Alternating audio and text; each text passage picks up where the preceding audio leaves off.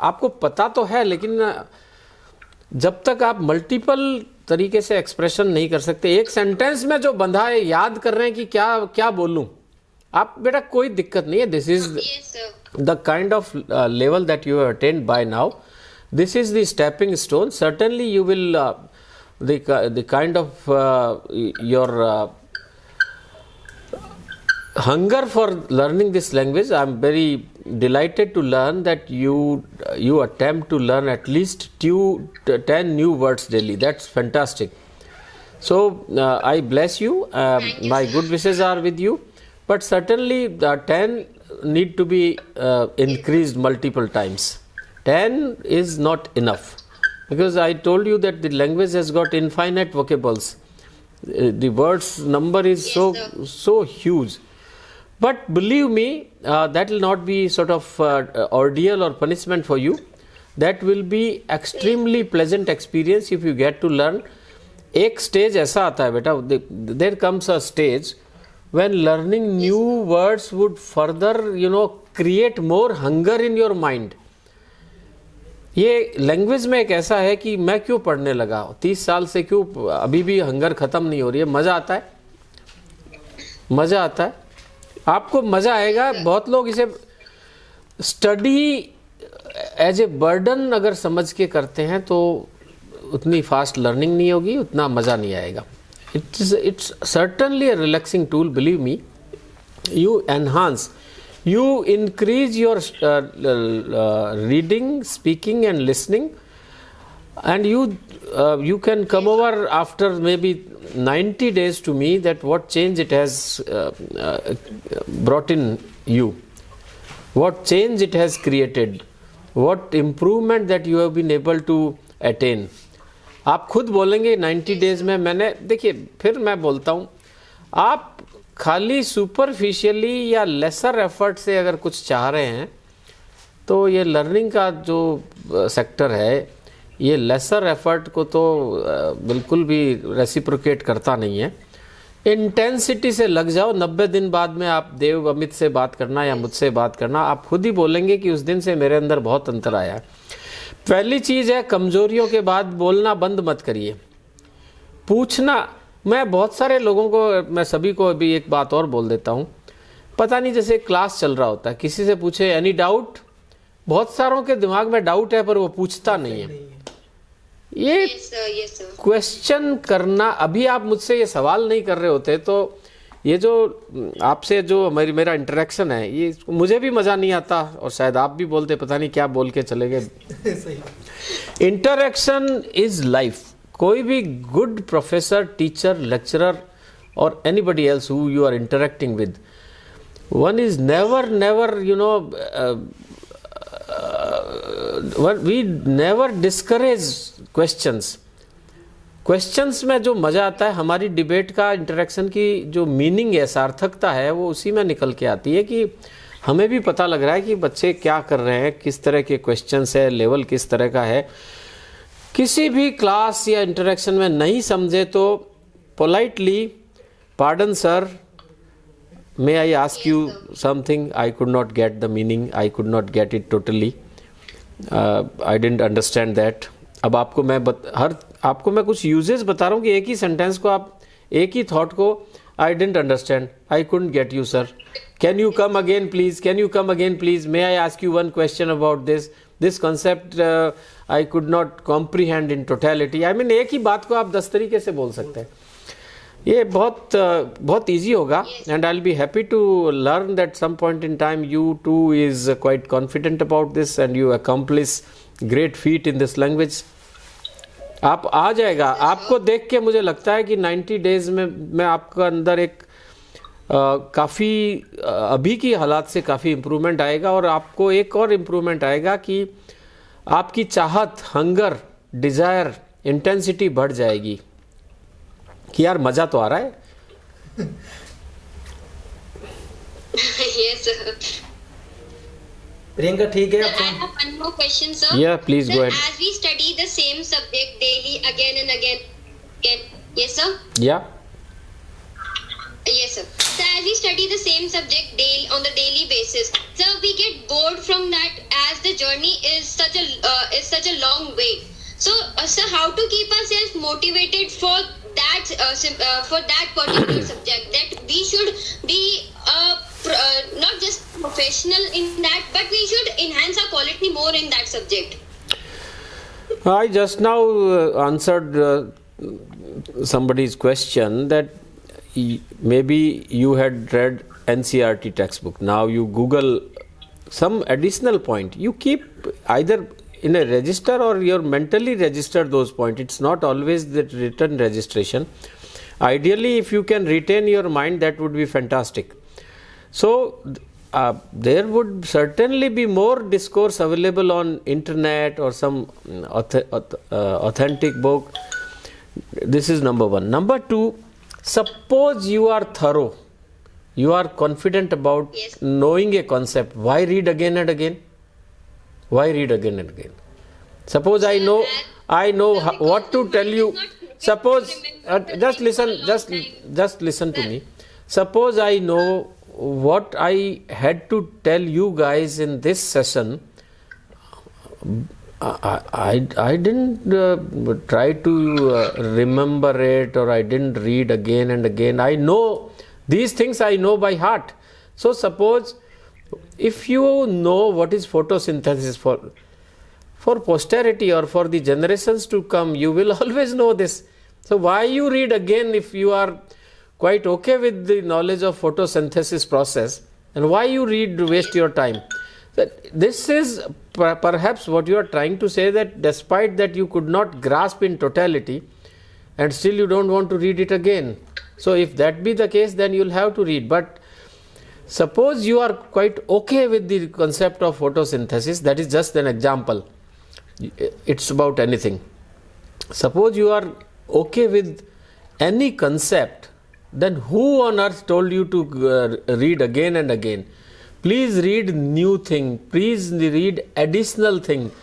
This UPSC requires extensive reading, not limited to your textbook.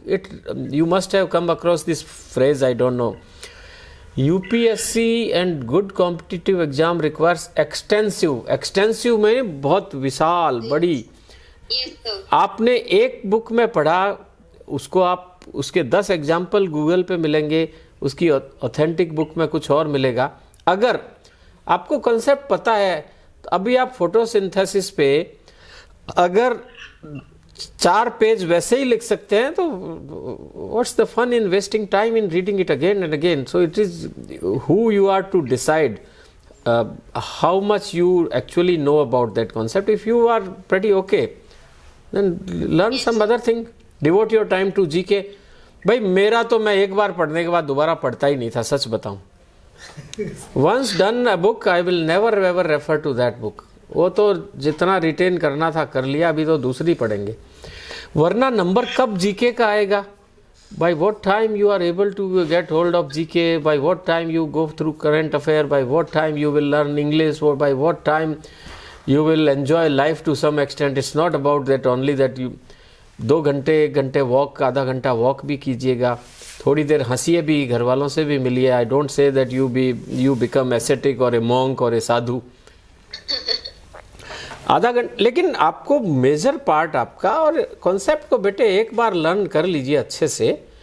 इतना confidence को लो मत रखिए. मुझे कोई कहे मैं जानता हूँ, दोबारा नहीं पढ़ूंगा, आई नो, मैं लिख दूंगा ना 4 पेज, बताइए. तो अगर आप जानते हैं तो क्यों, फिर आपका मन भी नहीं लगेगा और आपने 1 घंटा वेस्ट भी किया उसी को पढ़ने में, जबकि वो आपको पहले से ही आता है. तो मैं कई बार कहता हूँ reading should be relatable to your mind. आपको माइंड में उसको एक्सेप्ट कर लिया या लर्न कर लिया या नहीं, खाली किताब में पढ़ लिया तो अलग बात है. माइंड ने उसको, जरूरी नहीं है, it's not necessary that you use those particular words. You can express in your own words. If there are certain technical words, then okay, they must be used, but otherwise मैंने अभी बताया 6 तरीके से मैं लिख सकता हूँ. मैं तो कभी रुका ही नहीं, पेज भरता ही चला गया, दोबारा कभी देखा ही नहीं. क्वेश्चन को भी फट से एक बार पढ़ा और बस लिखना चालू किया, जो रुका ही नहीं, 6 पेज लिख डाले. तो उस कॉन्सेप्ट को मेरा पता है ना क्या है ये, तो मैं उसका एग्जाम्पल भी लिख दूंगा, मैं उसको pros cons, advantages, disadvantages, cause, effect सब लिख दूंगा.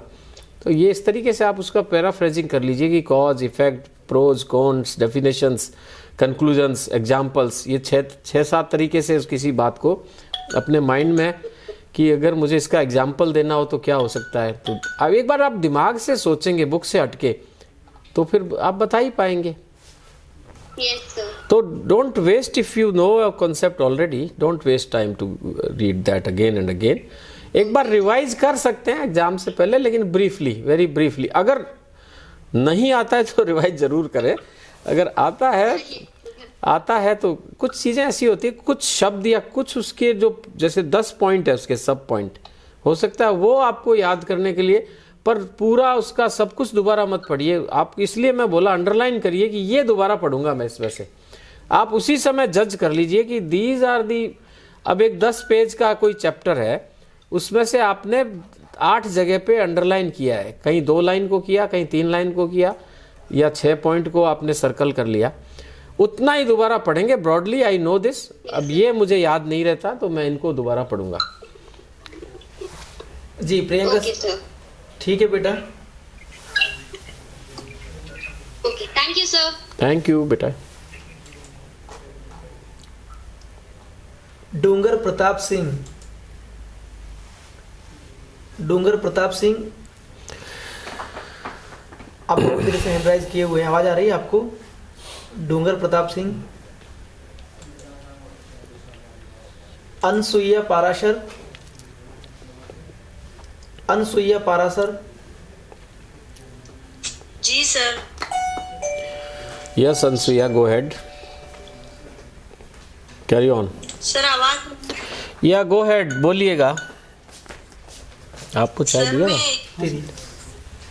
सर आप मैं सभी ये को दे- पूछना चाहती हूँ कि सर जो इंग्लिश स्पीकिंग की जो प्रिपरेशन है वो कैसे की जाए? Okay. First you start reading it, listening it, and start talking to specifically. When you think about speaking, it is not in isolation that you will be good at speaking English only. Unless you know, unless you have a sound vocabulary in your mind, unless you have certain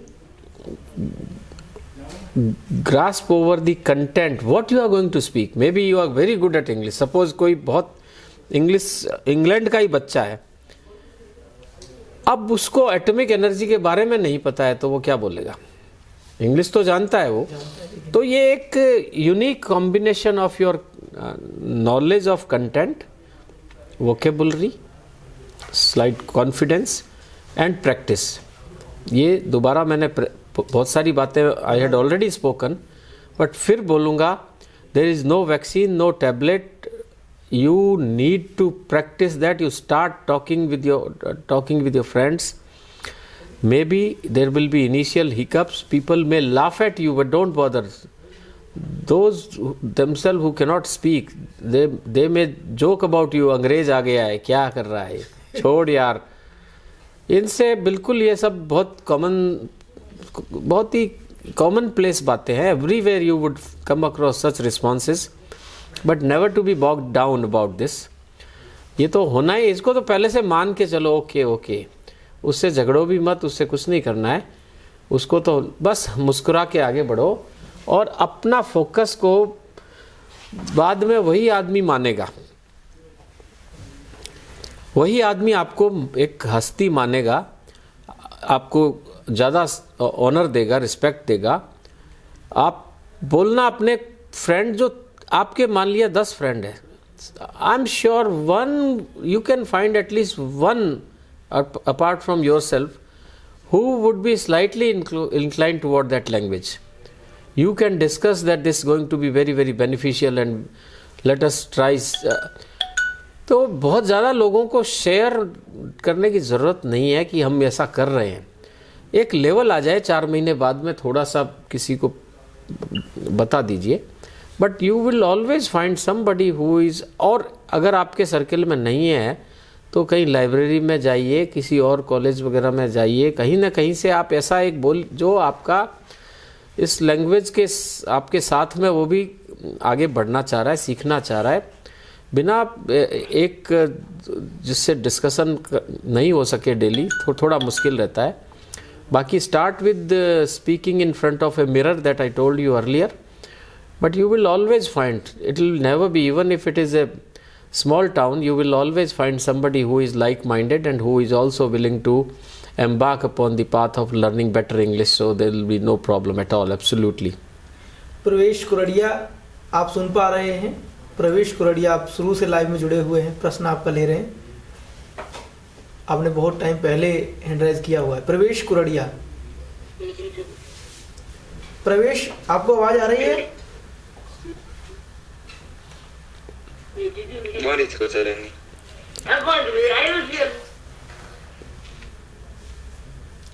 Lokesh Meena, Lokesh Meena आप सुन पा रहे हैं?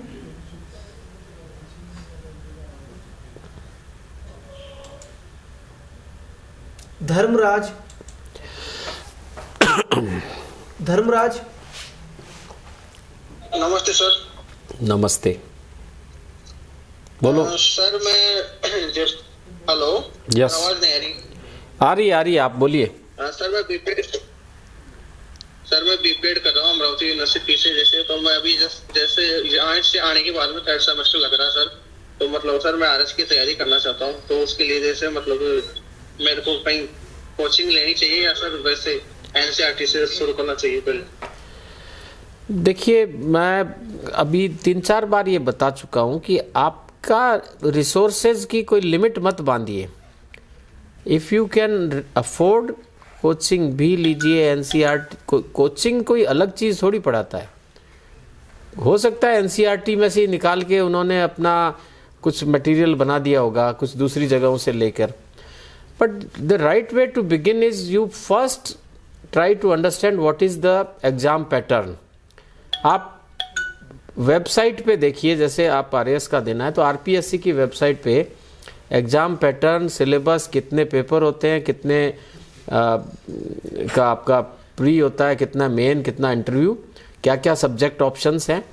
फिर बाज़ार में मिलते हैं papers of past years. ये सबसे अच्छी तरीका है। 5, 6, 3 साल के, 10 साल के, जो भी आप पास्ट ईयर के पेपर्स को एक बार गो थ्रू करें, आपको क्वेश्चन रेंज समझ में आएगा। That will guide you as to what resources you must pursue, whether it is only NCERT or coaching. For a good coaching for competitive class is maybe helpful, but for all subject may not be pursued through coaching.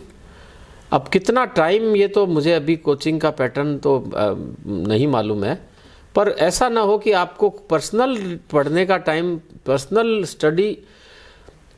Study तो must है, clubbed with what ever additional study that through coaching और through what ever mode. आपको personal study time खाली coaching में तो अब 100 बच्चे उस क्लास से निकले, एक्सेल वही करेगा जो घर जाके भी उसको वापस समझेगा, पढ़ेगा।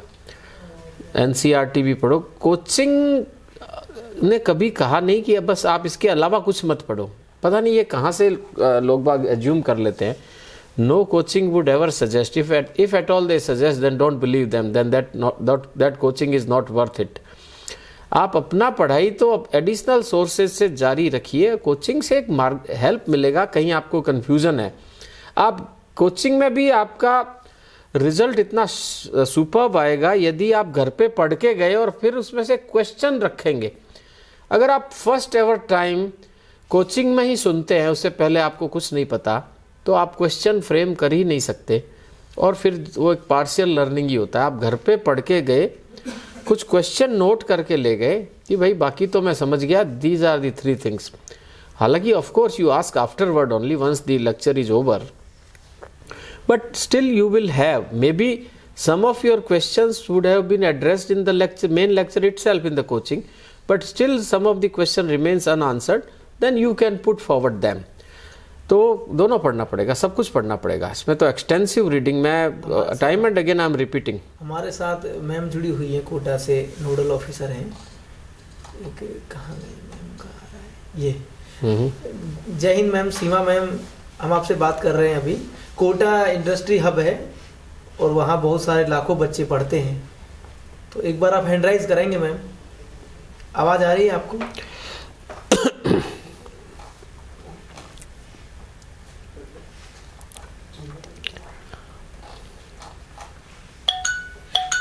हो गया है। जय हिंद मैम। आवाज आ रही है सर? जी आ रही है। Yes, you are audible, please go ahead. क्या नाम मैम का? ये सीमा मैम है। Right, yeah Seema ji please go ahead. Good evening sir. Yeah very good evening. बहुत एक्टिव है सर बच्चों के लिए। Yeah please.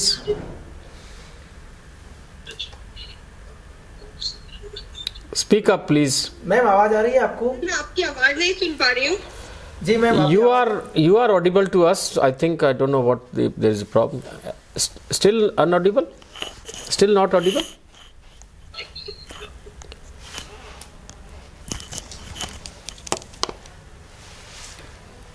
Am I getting across? No? Ma'am एक बार दोबारा सब हैंड राइज करेंगे, कोई नेटवर्क इशू हो सकता है। कोटा कॉलेज में लगभग सर 9000 करीब बच्चे हैं। Nodal officer for nodal officer हैं मैम, पूरा एक पर इंडिया का प्रभारी वहाँ यही है मैम, देख रहे हैं। जी मैम आपको आवाज आ रही है? सर मुझे आ रही है, आपको आ रही है? आ रही है। अब आ रही है, बिल्कुल आ रही है। आपकी तो पहले भी आ रही थी। शायद नेटवर्क प्रॉब्लम थी sir. Anyway, Good evening, sir. या very good evening, please go ahead. Sir बहुत देर से मैं सुन रही हूँ और बहुत ही नाइसली आपने समझाया बच्चों को इंग्लिश को कैसे इम्प्रूव करना चाहिए सर, बहुत जरूरी है ये। जी सर क्लासेस कब से शुरू होंगी? बच्चे बार बार पूछते हैं। Actually, the job that I am in presently, there is hardly any time left because